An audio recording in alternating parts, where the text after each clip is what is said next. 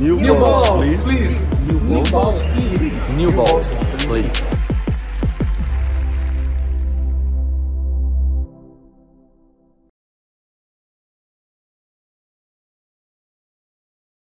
Salve, salve Brasil! Tá começando mais um New Balls Please, edição de número 3, para falar de Roland Garros, para falar dos assuntos do tênis nesta semana aqui. Vamos nessa, conversar sobre o segundo Grand Slam da temporada. Lembrando que você pode aí se inscrever no canal New Balls Please, pode seguir o New Balls Please também no Instagram. E vamos juntos falar de tênis com ele de volta!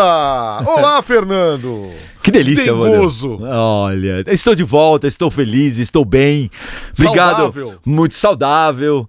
Feliz porque as pessoas começaram a falar do New Balls Please. A gente vai bater bola. New Balls Please, New Balls Please. Olha que muito beleza. Legal. Então fica aqui nosso pedido para...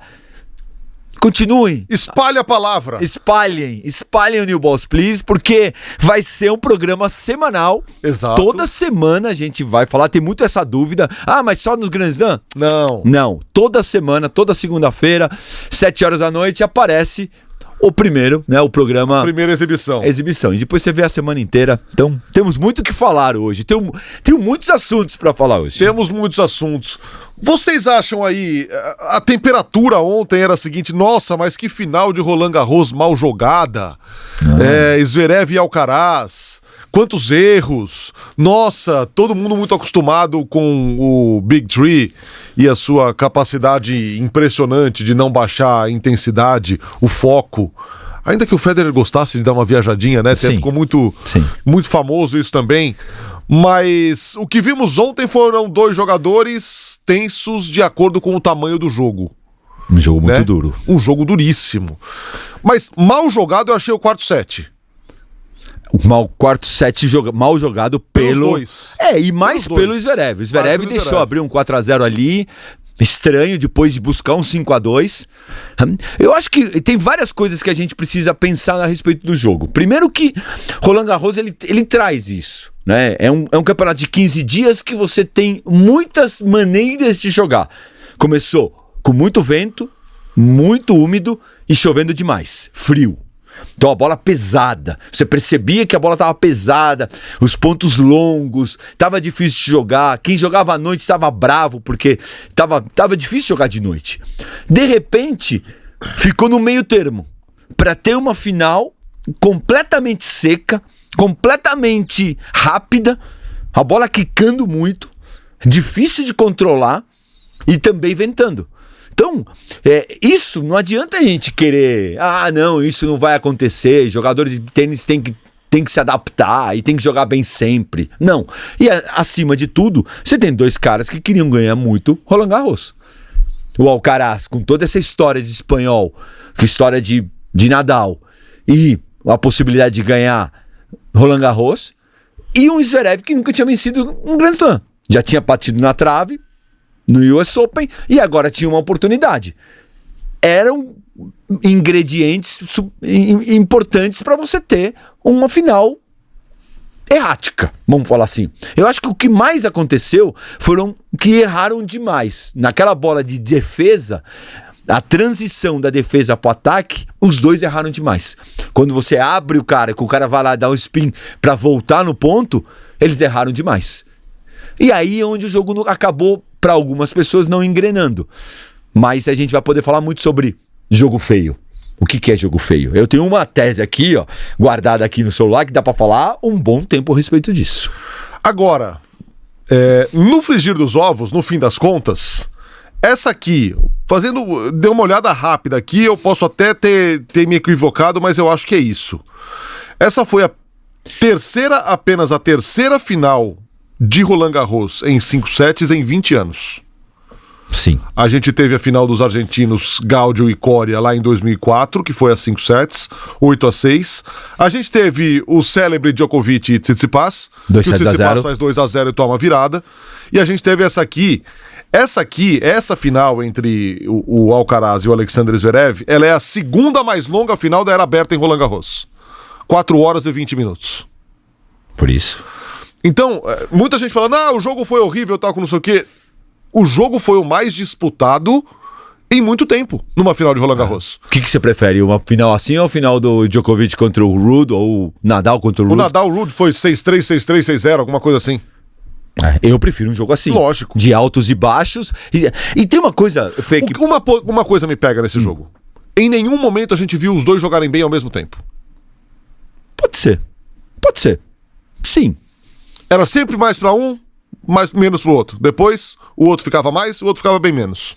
Mas não vem na tua cabeça que é da mudanças estratégicas do... Pensa comigo, primeiro set. A gente tem um Alcaraz completamente variável. Slice, bola alta, que ele conseguiu encontrar no jogo contra o Sinner. Inteligentemente começou a jogar pra cima e mudou o jogo contra o Sinner. Ele tava apanhando. Então ele mostra uma variação. A partir do primeiro set, quando ele ganha o primeiro set do Zverev, o Zverev começa a colocar, que a gente reclamava na transmissão, começa a colocar a esquerda na paralela, no jogo. A partir daí, ele ganha confiança. E aí ele abre para a direita dele. E ele começa a acelerar a direita. Então a gente tem um segundo set completamente diferente. Que é todo pro Sinner. Pro Zverev.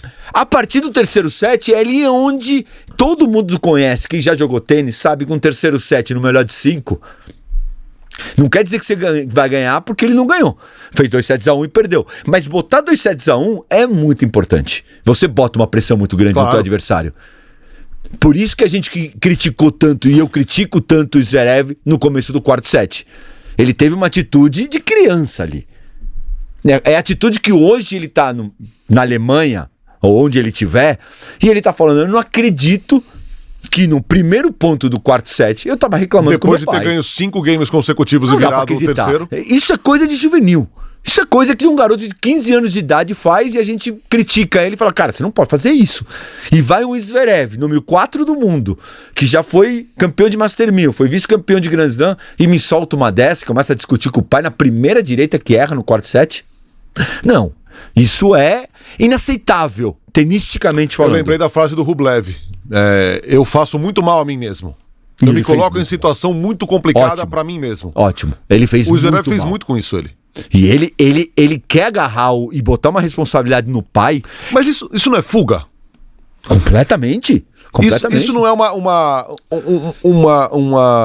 uma oportunidade de você sair um pouco daquela pressão, daquele foco absurdo o tempo todo. E é por isso que os três foram tão diferentes assim. Porque eles conseguiam ficar presos ao jogo. Mas você concorda que é uma fuga? Você sabe, eu sei, e ele sabe. E ele foi traído por ele mesmo. Que esse é o ponto. Que aí a gente vai falar, provavelmente, e até pode linkar. Qual é a função de um cara muito bom no boxe? Qual é a diferença de você, com todo respeito, ter o pai do Zverev te treinando e você ter um Lendl, você tem um Cahill, você tem um Edberg, você tem um cara desse tamanho, o Guga, que seja, o Agassi, que já foi. Esses caras, ele te permite fazer isso uma vez. Depois ele olha pra você e fala assim, cara, tá de sacanagem, né? Eu não saí lá de... O Lendl falaria, não parei de jogar golfe pra ficar aguentando o seu chiliquinho de direita. O Murray entrava naquele chilique, mas ele conhecia o Murray. Ele sabia que era uma fuga pra trazer energia de fora pra dentro. Agora, o Zverev é uma fuga porque eu tô com medinho de ganhar o campeonato. E ele não pode fazer isso. E aí é onde eu acho que falta banco pro Zverev também. Agora, falando do Alcaraz, você falou aqui do primeiro set, a gente vê um Alcaraz no primeiro set que ele em termos tenísticos, em termos de ferramenta, em termos de recurso, é uma aula. Total. Porque ele faz absolutamente de tudo. Tudo. Ele joga a bola alta, ele joga de slice, ele varia de direita, ele varia de esquerda, ele arma aquela direita dele, que muitas vezes é uma curta, e ele pega e dá um slice de direita no fundo. Ele faz de tudo, ele enlouquece o Zverev no primeiro set. Saque e voleia. Tem mão pra volear. E aí eu te pergunto, ao Alcaraz, e ele já falou isso, que não tem problema pra ele, se ele tiver que fazer isso durante o jogo inteiro. Que outro jogador no circuito se sente à vontade jogando de maneira tão variada quanto o Alcaraz? Num circuito que a gente sabe, Ah, esse aqui joga assim. Ah, o Casper joga de direita. O Tsitsipas joga de direita. Que outro jogador no circuito se sente tão à vontade completo? e tem tanta ferramenta pra fazer quanto o Alcaraz? Só tem um jogador que eu consigo pensar e ainda não sabe usar toda essa caixa de ferramenta que o Alcaraz tem. Porque isso aí é uma caixa de ferramenta. Na hora que você olhar e falar assim, eu preciso sacar e volear. Eu olhava e falava assim, não sei volear, então eu não saco e voleio. Ah, eu preciso daí ficar dando slice esquerda. Meu slice é flutuador. Então quando você pega e você percebe, e o tenista tem muito isso, ele percebe que precisa mudar. Só que aí ele olha pra caixinha dele e alguns tem muito e outros tem pouco. É pobrinho o negócio lá. O Alcaraz é grande. O outro cara, pra mim, que tem isso é o Rune. Só que é um tipo... Ele entra na caixa e ele não sabe onde estão as coisas. Ele é totalmente perdido ainda. Todo mundo fala que se ele se organizar e alguém conseguir organizar ele, tanto que foi o Becker pra lá, é que ele tem um fora-quadra que é muito ruim. Tem muita coisa ali com mãe. Se mamãe deixar, alguém organiza ele. Se ele deixar que a mamãe deixe. Tem muita coisa. Se ele consegue, ele pode chegar perto. Agora, o que você falou é muito verdadeiro. Não tem um jogador no circuito. O mais próximo disso é o Djoko. O Djoko também tem coisas pra fazer. Claro. Mas não joga tão alto. Não gosta disso, ele perde a paciência, mas dessa nova geração toda, ninguém tem o recurso que ele tem. Ninguém tem a possibilidade de falar, agora eu vou sacar e volear. E vou sacar e volear com muita competência. Que esse é o lado legal dele. Ele não é que ele muda porque tá desesperado, ele muda com competência. Ele entra na quadra para meter a mão na bola, ele tem. Ele sai da quadra para meter para cima, ele consegue. Ele consegue variar como ele conseguiu com o Sinner. Então ele é muito completo. E aí a gente lembra, né? Ele é o mais jovem número 1 da história. Nunca ninguém chegou ao número 1 tão cedo. Ele é o mais jovem a ganhar 3 títulos de Grand Slam em pisos diferentes. Então, com 21 anos... E aí lembra da frase dele, né? Ah, não, meu piso preferido é a quadradura. Mas eu cresci jogando no saibro. E eu ganhei um Wimbledon do Djokovic. Qual é a sua, meu velho? O cara pálida. Que porra você quer da vida, cara? Quem é você, Carlos Alcaraz? Cara, assim, eu acho improvável, eu não vou dizer impossível, porque sempre vai ter e tem a história do toda unanimidade é burra, mas eu acho improvável alguém dizer que gosta de tênis e não admirar a completude do jogo do Alcaraz. Ele é muito completo, como golpes, como maturidade, como mental, como versatilidade. É um negócio muito impressionante. Como que é aquela música? Se você não gosta de samba, bom sujeito não é. Então, se você não gosta do Alcaraz, bom sujeito não é. Porque, além de tudo, é um grande garoto.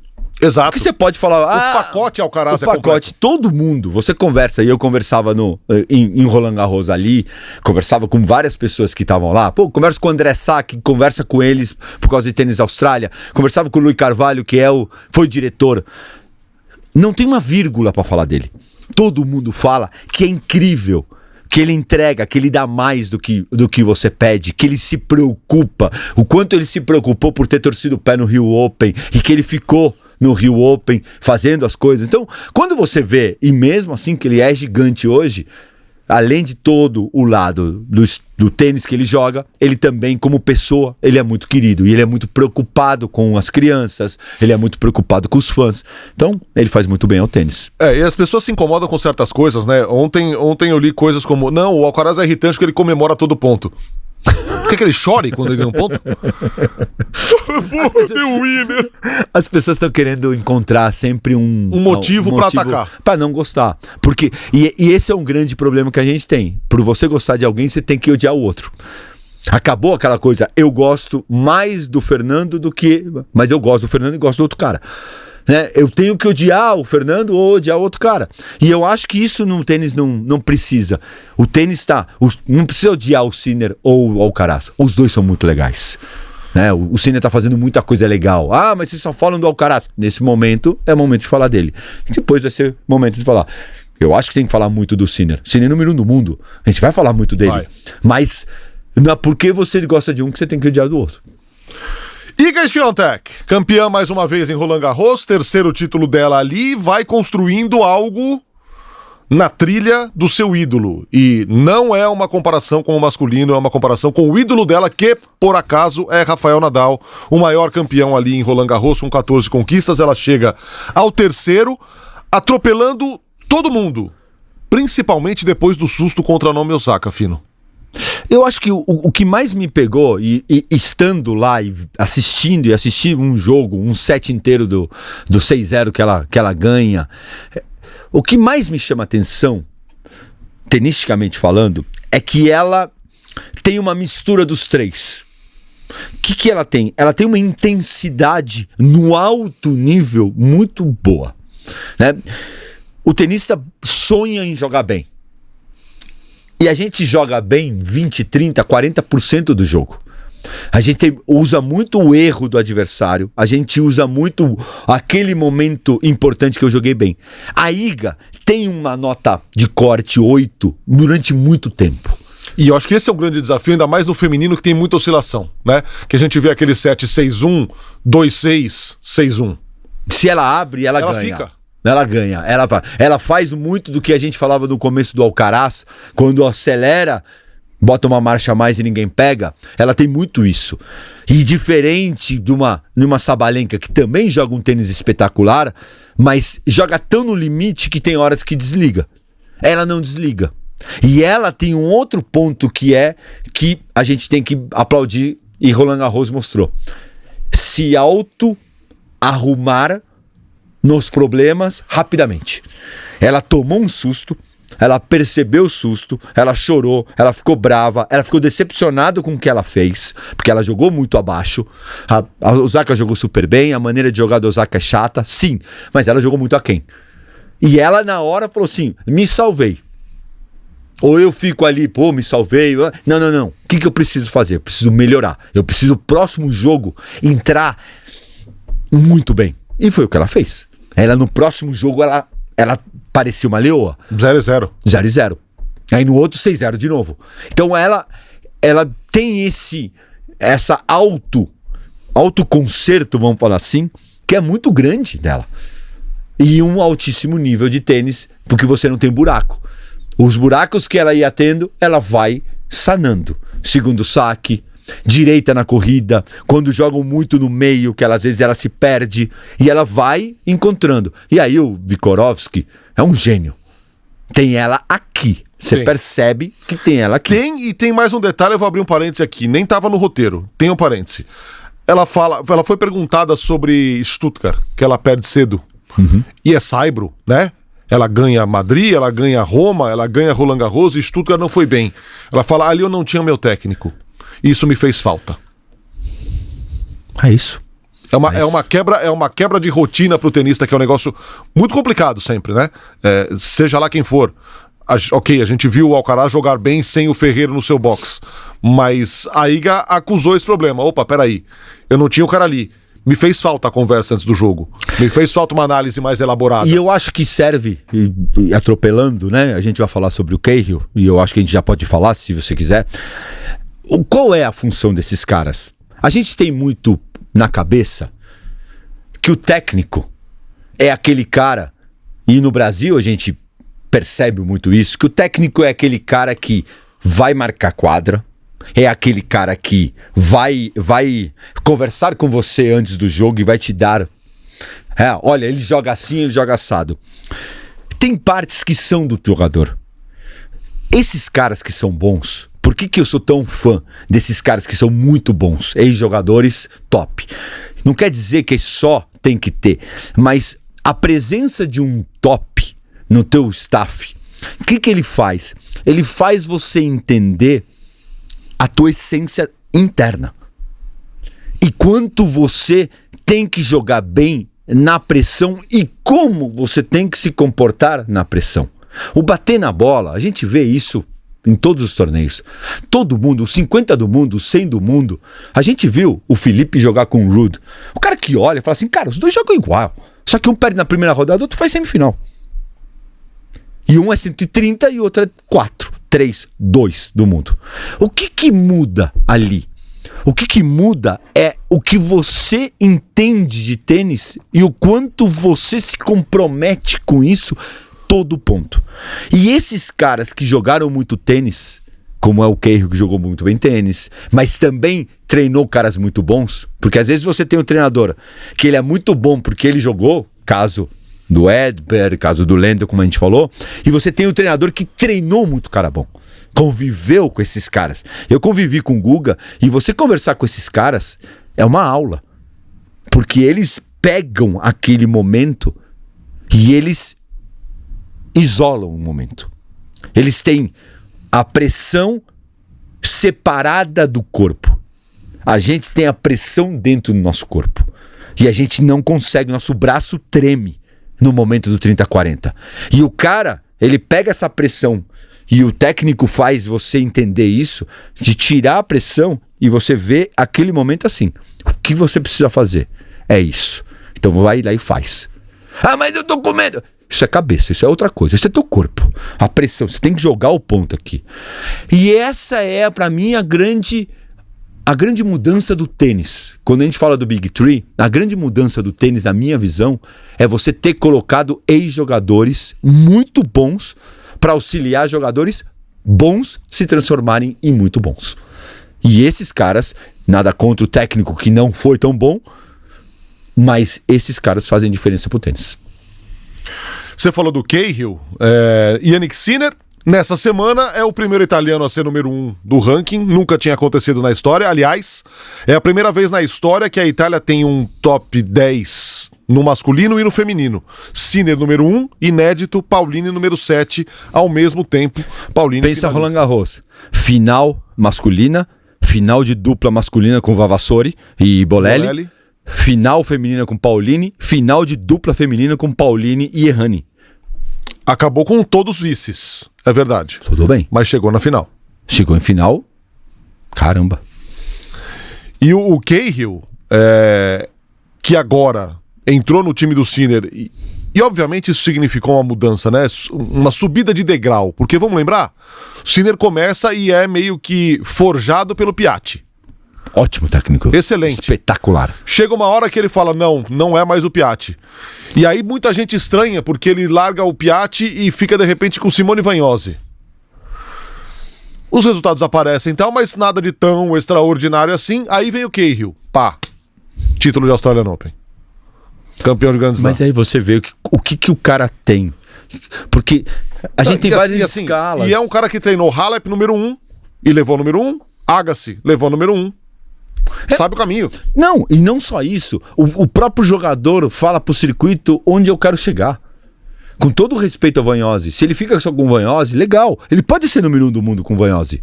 O Guga foi com o Larry. E óbvio que também tem esses casos de você não precisar ter o número 1 do lado. Nunca é uma fórmula. Não é uma fórmula exata. Definitiva. Mas você colocando esses caras, você mostra pro circuito o que você quer. Você quer uma coisa muito maior. E o Sinner vem mostrando que quer muito. Berrettini que o diga. Berrettini ficou, se machucou muito, mas ficou. Aí, de repente, peraí, deixa eu tirar o Santo Padre. E agora tá começando a querer voltar. Eu acho que a fórmula Sinner ficou muito clara qual é a fórmula certa. Muita gente se pegou também na semana passada, e é nosso objetivo aqui discutir também o que as pessoas discutem na semana anterior. Havia uma expectativa muito grande pelo encontro entre Sinner e Alcaraz na semifinal de Roland Garros. Sim. Essa semifinal acontece. Essa semifinal vai a 5 sets. Só que essa semifinal não é o jogo eletrizante de outrora. E aí vamos colocar tudo num panelão? Vamos lá. Jannik Sinner tinha acabado de assumir a primeira colocação do ranking. Uhum. Era uma semifinal de Roland Garros contra aquele que será o seu grande rival nos próximos anos. Já jogaram várias vezes, todos foram duríssimos. Todos. Perdão. Do outro lado, o seu rival, que jogava ali, tal qual foi a final, num torneio de enorme representatividade para ele. Enquanto garoto, enquanto conterrâneo do maior campeão ali. Então, fora ser uma semifinal de Grand Slam, que já é um monstro, já é um jogo gigante, tinha outras tantas coisas envolvidas nesse caldeirão aí.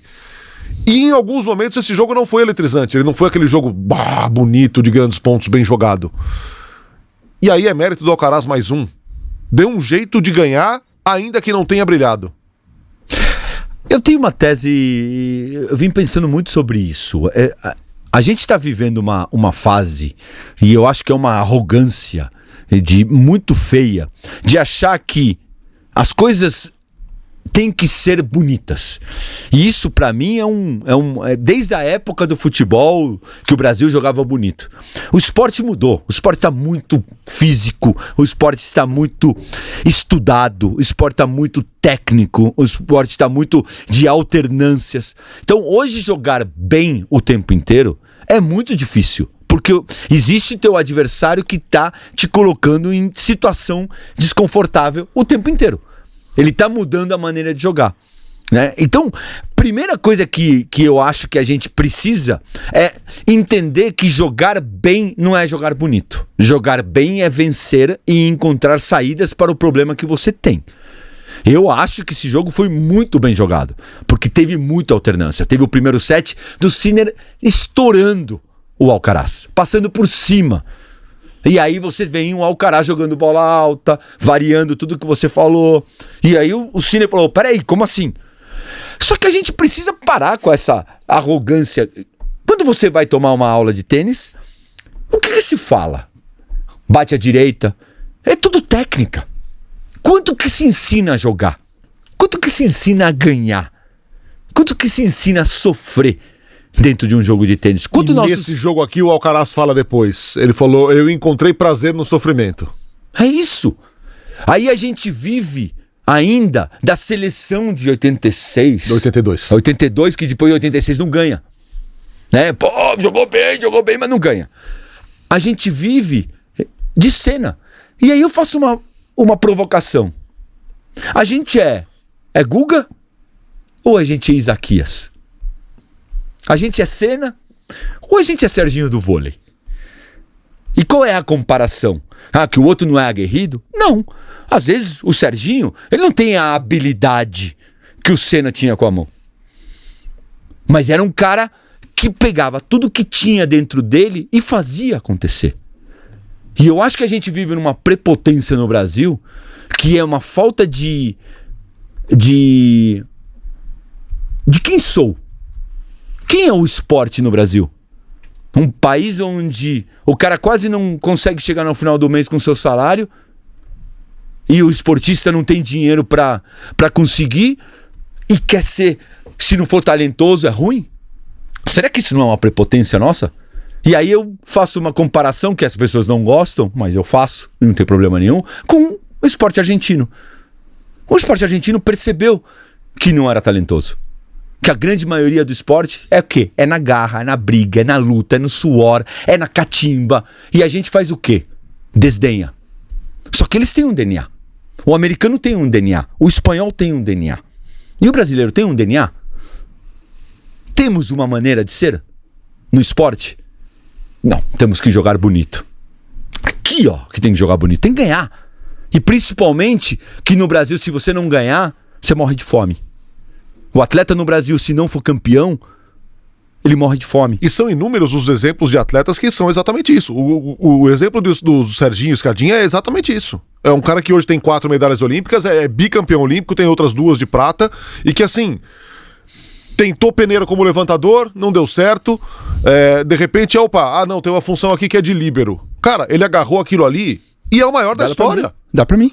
É o maior da história. Ah, mas tem que jogar bonito. Bonito aonde? Eu tenho que botar a bola pro levantador. Como ela vai vir? Se vai vir com o pé, se vai vir com o ombro? E foi o maior da história e é bicampeão olímpico e tem 4 medalhas olímpicas fazendo o serviço sujo, entre aspas. Que é só defender. É isso. Você não é brilhante a não ser que você seja muito fora de série como ele foi como jogador. Porque se a gente for depender dos talentosos, a gente vai ter 5. Pensem aqui rapidamente quem é talentoso, quem é Zico, né? Quem é Neymar, que tem muito talento no esporte brasileiro. Você, na mão aqui. Agora, quantos tem? Só que o cara que joga e suja o jogo e que se joga, né? Esse cara é fraco. Quantas vezes eu escutei que eu era fraco? Pô, fraco, 25 do mundo, desculpa. Eu posso não ter sido Google e nem cheguei perto. Mas fraco não. Mas o brasileiro acha, porque você não tem, é um destalentado, como gostam de falar aqui, a gente brinca com isso. Só que a gente sabe o valor que tem. E acho que falta isso no Brasil. Muito boa reflexão, Ariel. Muito boa reflexão. Obrigado. Vamos falar de Novak Djokovic? Xiii! Prepare o corte! Porque é o, Não, porque é o seguinte, o torneio termina de maneira melancólica pra ele. Sim. Ganha um jogo que parecia impossível de ganhar, cheio de remédio pra não sentir dor. E aí sai, opera o joelho e vira uma incerteza gigantesca. O Wimbledon fora, O provavelmente. Wimbledon fora e a Olimpíada que ele tanto quer, velho. E agora, Djokovic? Sempre que você vai falar de Djokovic, você tem uma grande chance de errar, né? Porque esses caras são fênix, né? Eles conseguem. Mas eu acho que o tempo dele como número 1 acabou. Eu também acho que ele não volta a ser número 1. Eu não acho que ele volta assim, a dominar o tênis mundial. Ele não... Também acho que não. não E assim, não é obviamente que não é por demérito dele, porque ele tem todos os méritos, tem todos os Tem 37 todo anos, tênis, 38 anos já. tem cabeça, tem tudo. Mas eu acho que ele não vai mais se esforçar pra isso. Também. E eu não sei se ele tem tênis jamais pra isso. Pernas pra isso. Porque tênis é perna. Aí vai ter um monte de gente. Reclame quando você quiser. Só que o tênis tá indo numa velocidade, numa intensidade, que você tá vendo que ele tá tentando correr atrás. E isso, outra vez, não é nenhum demérito. Ele tem 37, 38 anos de idade. Ele tá conseguindo jogar com garotos de 22 anos, 21, 20, com acima de 37. Mas chega uma hora que você vê que ele tá no RPM dele tá muito alto. E ele tá exagerando. Eu acho que tá muito difícil pra ele. E você falou uma coisa muito, muito importante. Por que jogou a vida inteira o Djoko?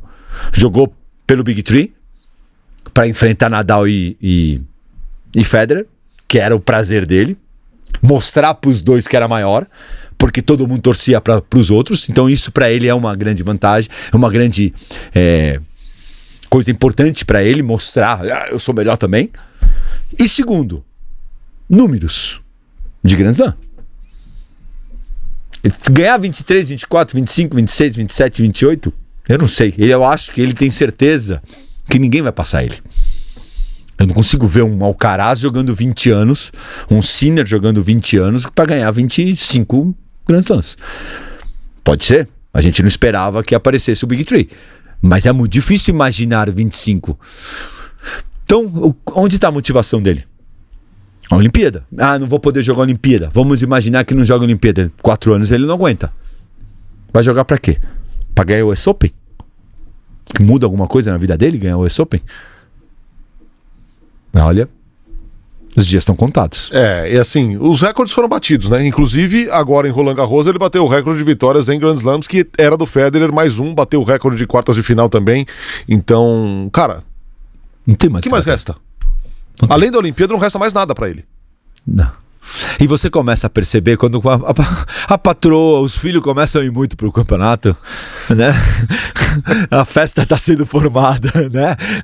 Começa a aparecer papai, mamãe, tio, papagaio, amigo. Pô, amigo há muito tempo que eu não vejo. Começa... Gente que não aparecia nunca, né? Oh, que saudade! Eu não sei, viu?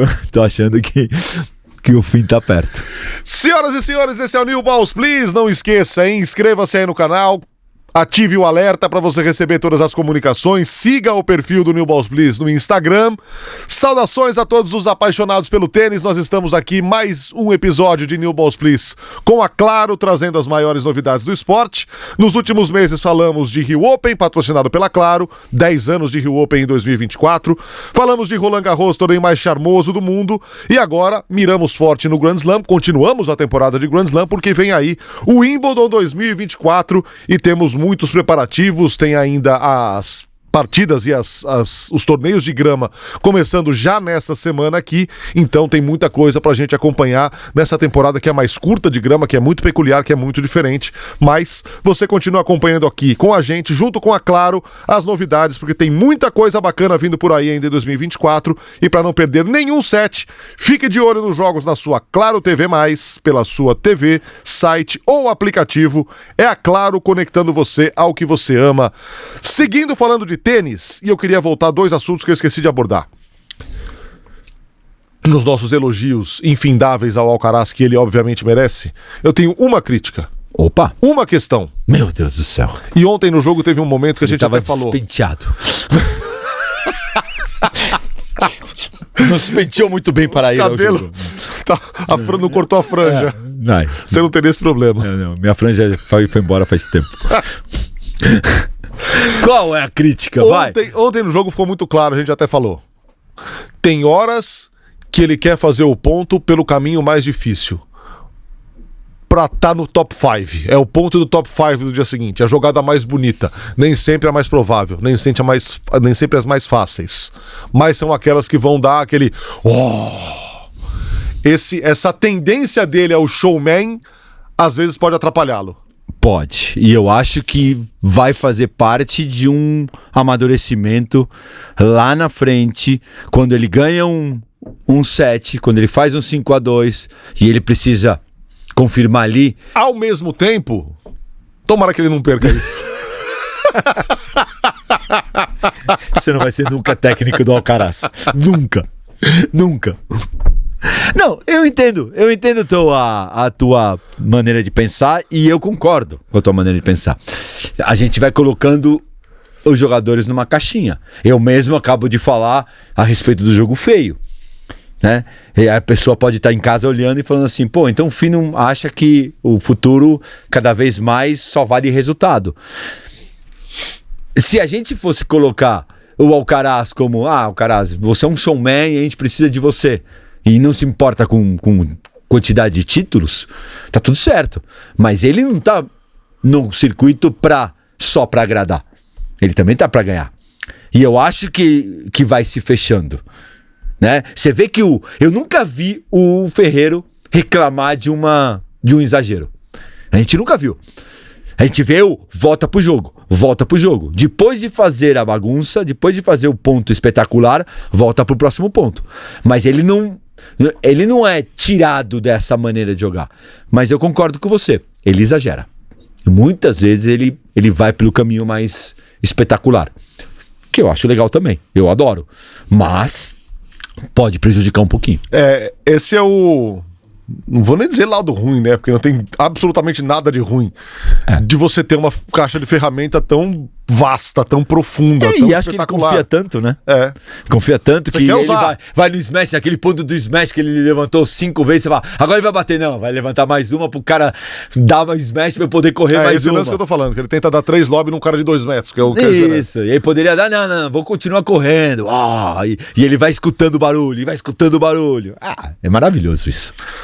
Por falar em Alexander Zverev, o que é que falta pra ele ganhar um título de Grand Slam? Eu acho que esses detalhes, um jogo desse tamanho, pra mim ele perdeu o jogo no quarto set, no começo do quarto set. Vamos sentar aqui vários jogadores, vamos ter uma discussão a respeito. Eu acho que ele perdeu a linha do jogo e voltou a trazer jogou o pior game que ele podia ter jogado no primeiro game do quarto set, no momento mais importante, contra um cara que você sabe que tá sempre ali. O Alcaraz não vai te dar. Se você convidá-lo pra voltar ao jogo, ele vai voltar. Ele não vai. Ele não é um cara que baixa a cabeça. Ele é uma mistura do Big Three muito interessante. Porque ele tem o tênis versátil como o Djokovic, ali, que ele consegue fazer um monte de coisa, slice, blá, blá. Ele tem a frieza muitas vezes em momentos importantes do Federer, e ele tem esse ímpeto espanhol do Nadal. Então ele é uma mistura. Então ele é o bom dos três? Não, tô falando que ele é o tamanho. ímpeto. Você me zoou ontem na transmissão que eu falei impetuoso, você acabou de usar o ímpeto. Mas... Tá vendo? Lógico. Eu levo a luz a você, cara. Eu sei, eu preciso te sacanear pra poder aprender. Mas eu concorda que ele é um pouquinho dos três? Um pouquinho do... Ele tem coisas de cada um. Isso não quer dizer que ele seja melhor ou pior, mas ele tem coisas muito interessantes de cada um dos três. E aí quando você... O Zverev traz ele... E tem uma coisa que não fecha pra mim, do Zverev. Pra ele ganhar a Grand Slam, pra ele ganhar esse campeonato, ele precisa confiar mais na direita dele. Olha o que ele duvida da direita dele. Ele entra na quadra só empurrando. Aí no segundo e terceiro set ele mete a mão na direita. Eu falei, pô, vai me dizer que não é essa direita que você tem que dar? Você pode até errar, mas faz essa bola girar. Por que não é um cara que entra 1000 por hora em nenhum jogo? Por que você não acelera a tua direita? Perde o primeiro set do Grigspor, perde o primeiro set do Ruud, perde o primeiro set do Alcaraz. Por que não usa paralela? E eu não falo só do lado, porque aí a pessoa pode falar, ah não, mas ele tava nervoso. Tá, nervoso é uma coisa. Erro tático é outra coisa. São duas coisas diferentes. Você sabendo como você tem que jogar, mesmo nervoso, você saca na paralela, você bate a esquerda na paralela, você acelera a tua direita. E errei. Tá tudo certo. Não, ele começa ao contrário. Ele começa jogando esquerda na cruzada, começa a correr e empurrar a bola. Aí perde o primeiro e fala assim, agora eu preciso fazer o que fez em todos os sets, em todos os jogos. Aí é dar muita vantagem pra um cara como o Alcaraz. Dar um set pra ele, eu acho que é demais. Não dá pra entender a mudança de postura que ele se obriga a fazer, mas depois de ver que perdeu o primeiro set. Parece que tá ali jogando, peraí, deixa eu ver o que vai acontecer aqui. Se eu ganhar o primeiro set, como ganhou contra o Deminar, por exemplo, né? Aí beleza. Agora, se o primeiro set não vem, só depois você vai tomar uma atitude e vai começar a jogar o que você pode jogar? Parece que ele precisa ter certeza que ele vai dançar pra começar... Exato, sob pressão. Sob pressão. Né? Muito estranho. E aí é muito louco, porque você, sob pressão, começa a jogar. Mas aí, a hora que você vê a linha de chegada, é um outro tipo de pressão. Que vai te obrigar a jogar também, só que ali o braço pesa. Opa. Ali é tudo muito mais difícil. Opa, sempre. Eu acho que ele vai ganhar um Grand Slam, mas ainda vai demorar um pouquinho. Alexander Zverev, que neste fim de semana, pouco antes de jogar a semifinal, ficou sabendo que o seu julgamento na Alemanha sobre a acusação de violência doméstica tinha sido encerrado, suspenso, não sei bem qual é o termo, depois do pagamento das custas, 200 mil euros, 150 mil para o Estado, 50 mil para instituições de caridade. O fato é que a coisa termina de maneira esquisita, Fino, sem... depois ele disse, ele ficou bem bravo na entrevista coletiva, e assim, é inerente perguntar. É óbvio que isso ia ser abordado. A partir do momento que há uma novidade sobre o caso, isso ia ser abordado pelos jornalistas. Se não fizessem isso, não era jornalismo, era assessoria de imprensa. A assessoria de imprensa do Zverev jamais ia perguntar para ele sobre o caso de violência doméstica. O fato é que o caso termina depois de um acordo, que a gente não sabe exatamente todo o acordo, se tem algum acordo com a ex-namorada, por exemplo, mas ela foi consultada, evidentemente, e concordou com o encerramento do processo. O fato é que é uma mancha na carreira do Zverev que não se tira. Eu posso falar por mim e as pessoas podem julgar do jeito que quiserem, cada um. Assim. Eu acho que são dois casos já. Exato. Né? Ele já teve o caso lá no US Open, a ATP botou panos quentes, não encontrou evidências, mas ela deu declarações muito fortes e muito claras, e agora tem a segunda. Fernando, eu tenho muita dificuldade. Eu não torço, pra falar a verdade, quando a gente tá trabalhando. A gente gosta de coisas, assim, gosta de detalhes. Eu, particularmente, tenho muita dificuldade de torcer pra ele, ou de terminar de acreditar. E é um direito que eu tenho. Eu não julgo ele, até porque ele não foi julgado nenhuma das duas vezes. Mas uma pessoa que tem 2 problemas de violência doméstica e saiu tanta coisa a respeito, eu tenho o direito de não ter o pé atrás. Ter um pé atrás e não curtir, né? Ponto. Mas eu acho que a gente tenta sempre fugir dos temas complicados. Só que no dia que você assina o contrato de pessoa pública, você assina do boa e da ruim. É muito legal sair de casa e todo mundo bater palma quando você sai na rua. É muito legal. Às vezes eu vejo o cara que fala assim, mas eu hoje não tô muito afim de dar autógrafo. Eu falei, sim, mas é muito legal quando você Tem um monte de gente, um monte de empresa querendo te patrocinar. Ali você acha demais ser público. Agora, quando você não tá afim, não é legal. E ali é onde você precisa também saber lidar. Então, quando você faz uma, entre aspas, entra num problema, num vespeiro, você tem que responder. E responder é responder à imprensa. Ponto, né? Chega uma hora que enche o saco, chega uma hora que exageram também, concordo. Sim. Se exagerarem, você vai lá e corta. Mas que você tem que responder, você tem que responder. Mas que logo depois da sentença, do anúncio do acordo, ele seria perguntado sobre isso, era evidente. Também. Não dá pra entender porque que ele explode daquela forma. E o fato é que, cara, isso vai acompanhá-lo pra sempre. Não tem jeito. E há que fazer uma separação aqui também, né? Porque a gente ali na transmissão, a gente tá falando e narrando o jogo. A gente tá mostrando o jogo pro público. Então, qualquer elogio que a gente faça ao Zverev é o jogo do Zverev. Sim. Não é a pessoa do Zverev. Não. Ah, vocês ficam elogiando agressor. Não, eu tô elogiando o jogo. Sim. Então, a gente tem que saber dividir as coisas. Agora a gente está conversando sobre o problema. Então óbvio. A gente pode ser julgado pelo que a gente fala sobre o problema. Agora estamos falando sobre o jogador nesse momento. Nesse momento, ele como jogador, ele é muito bom. Ele é ótimo. Porque todo mundo tem um lado, não desse tamanho, mas todo mundo tem um lado ruim. Mas na hora a gente tem que saber dividir o que é dentro da quadra e o que é fora da quadra. Né? E eu acho que isso a gente consegue fazer com bastante coerência. Seguimos então, vamos falar de Carolinda Meligeni pelo mundo. Que bonito. Vamos ver o que a Carol traz pra gente nessa semana aqui, onde ela está, o que ela tem pra nós. No episódio de hoje vamos falar sobre calendários, como a gente se organiza para escolher, como é que funciona mais ou menos. Vou tentar mostrar aqui um pouco da plataforma pra vocês. É um pouquinho complexo, mas vou tentar passar uma ideia geral. Então vem comigo. Na ITF, a gente tem que se inscrever aproximadamente 3 semanas antes do torneio começar. Essa é a plataforma da ITF, ela se chama IPIN, e aqui a gente encontra o calendário dos torneios, de todos os torneios do mundo. Então tem desde 15 mil até 100 mil no site da ITF. Tem muitos torneios nas mesmas semanas do ano, e você pode se inscrever em até 6. Escolher o calendário não é uma tarefa tão simples, porque como eu falei, 3 semanas antes você tem que se inscrever nos torneios e mais ou menos 2 semanas antes você tem que tomar a decisão final.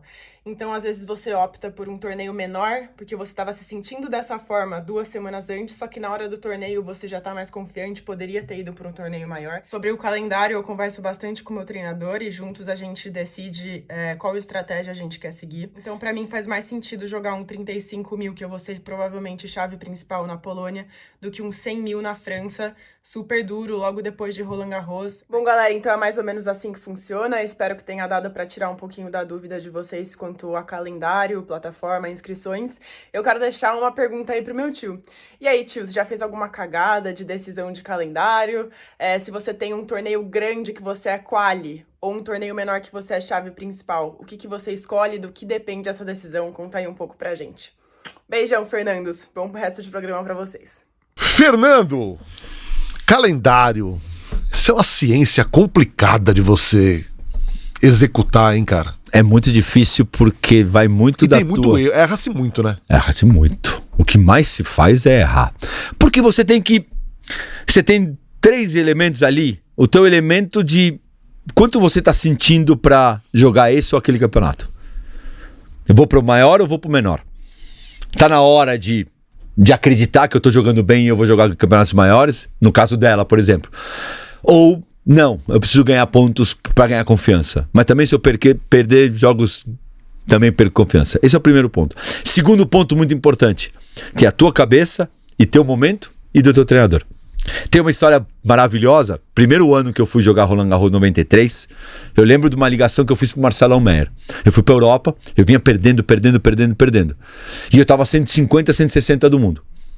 E aí um garotão da minha idade falou assim pra mim: Fino, na semana do quali de Roland Garros,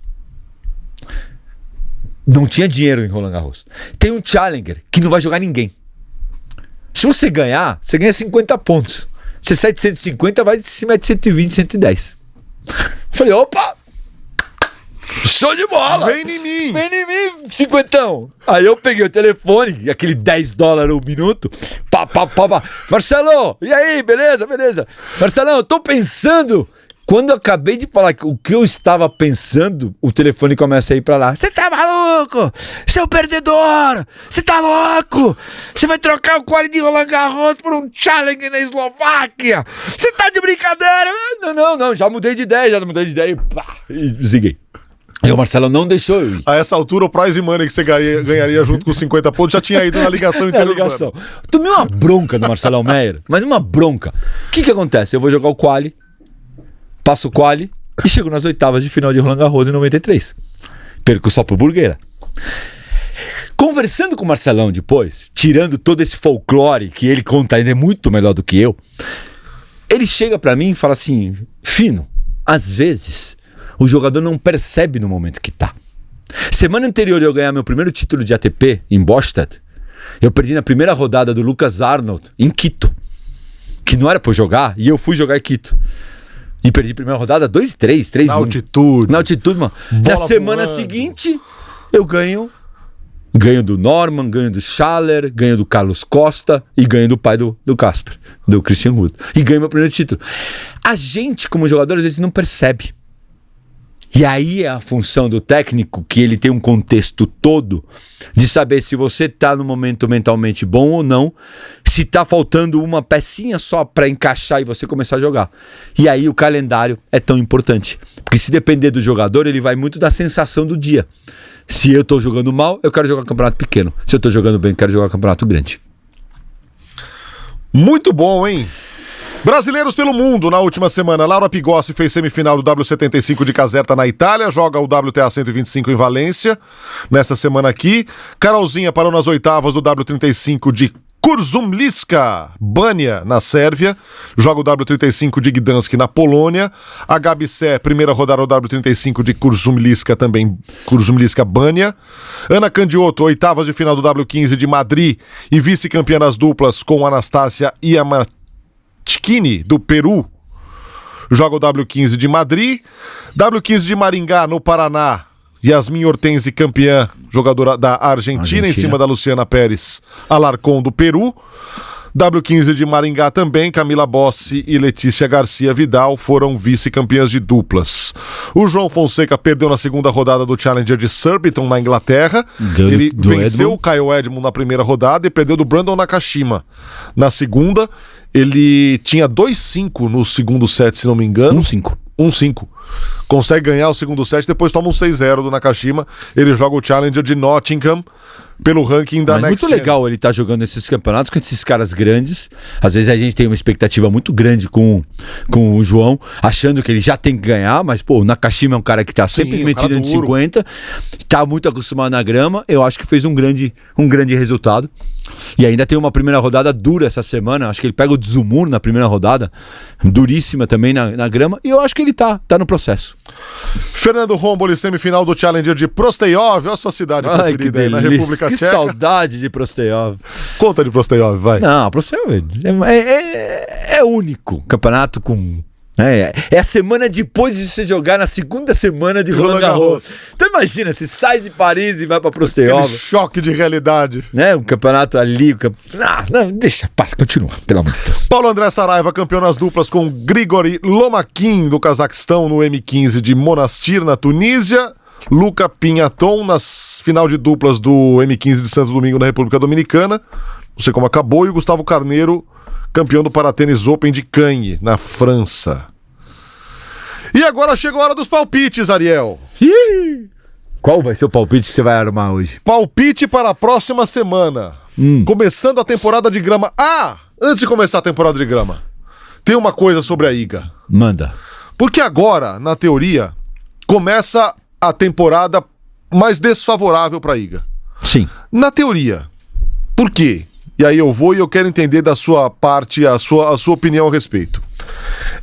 A gente viu a Iga perder aquela invencibilidade incrível que ela acumulou, acho que de 37 jogos em 2022, para Alizé Cornet em Wimbledon, na grama.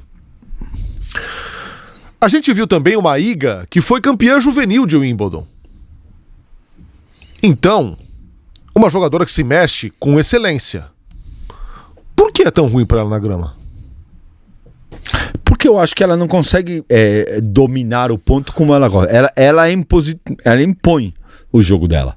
Não na pancada, mas na maneira de jogar. Na velocidade de chegar bem na bola e mexer a bola o tempo inteiro. Na grama, você querendo ou não, pisa mais em ovos, tem um pouco mais de dificuldade. E você consegue, com o problema de segundo saque dela, que sempre existiu, as pessoas conseguem, os adversários conseguem atacar um pouquinho mais ela. Então, ela acaba ficando mais na defensiva. Então, eu acho que ela perde muito na imposição de jogo dela. Ela tem que jogar um pouco mais a função das suas adversários.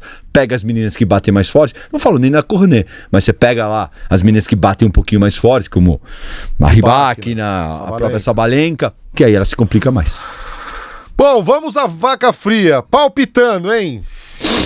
ATP 250 de Stuttgart. Na chave estão Zverev, Shelton, Bublik, Tiafoe, que é o campeão. Shelton. Eu vou de Bublik. Quero caos. Quero caos. Quero coisa diferente. Ah, e ali ele gosta, hein? Ele gosta. Ele gosta. Ali ele gosta demais. E ele adora a grama. Um dos mais tradicionais torneios de grama do circuito já há muito tempo, o Hertogenbosch, chaves masculina e feminina. No masculino a chave tem Deminaur, Tommy Paul, Hugo Humbert, Karen Khachanov e Talon Griekspoor, que é o atual campeão. Eu vou pra Deminaur. Tô adorando como tá jogando o Deminaur. Eu vou pra Hugo Humbert. Depois da decepção em Roland Garros de primeira rodada. Muito decepcionante, e aquela roupa maravilhosa que ele usou. Exato. Que lindo, Deve ter hein? sido por isso, né? Eu acho que os deuses da moda não deixaram ele ganhar jogo. Que vergonha alheia, né? Que erro.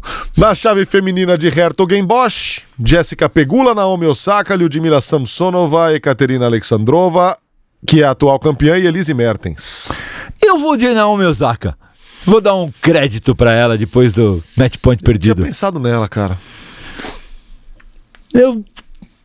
Acho que eu vou de Alexandrova. É Osaka na grama, será? Ela não ganhava nem no Cyber ultimamente, né? Não tava mais.